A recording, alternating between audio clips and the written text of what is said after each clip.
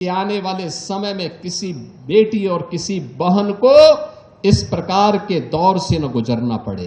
वे वीर गति को प्राप्त हुए अलाउद्दीन खिलजी के धोखे से, क्योंकि शत्रु हमेशा धोखे से ही हमारे बलात्कार कर रहे हैं, उसका साक्षात कर रहे हैं। इतिहास कैसे बनता है?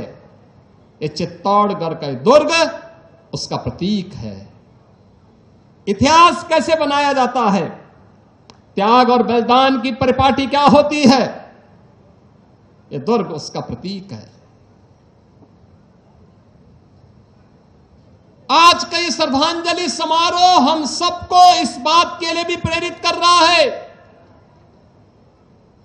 इस बात के लिए भी प्रेरणा दे रहा है कि आने वाले समय में किसी बेटी और किसी बहन को इस प्रकार के दौर से न गुजरना पड़े, उस प्रकार की स्थितियों का सामना न करना पड़े।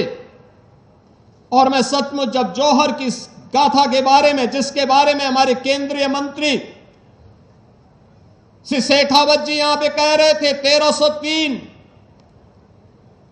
1535 और 1568 में जो तीन बड़े जौहर यहां पर देखने को मिले हैं, भारत का इतिहास जिन वीरांगनाओं के इस जौहर से भरा पड़ा है। ऐसा नहीं कि यहां का वीर न लड़ रहा हो, वह लड़ रहा था, लेकिन जब महाराणा रत्न सिंह को धोखे के साथ वे वीर गति को प्राप्त हुए अलाउद्दीन खिलजी के धोखे से, क्योंकि शत्रु हमेशा धोखे से ही हमारे वीरों का मुकाबला कर पाया था। आमने सामने की लड़ाई में वे कहीं नहीं टिकते थे, कहीं नहीं टिकते थे।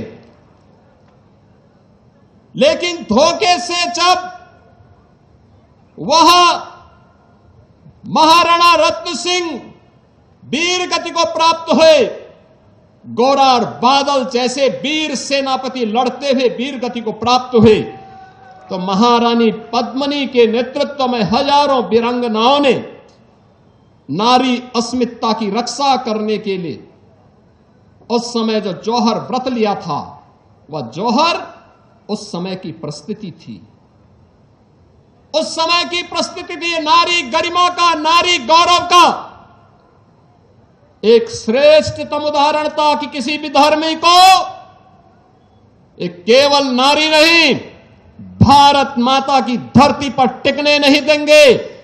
आपके राज्य की खबरें, आपके शहर की खबरें सबसे पहले जानने के लिए देखते रहें अमर उजाला।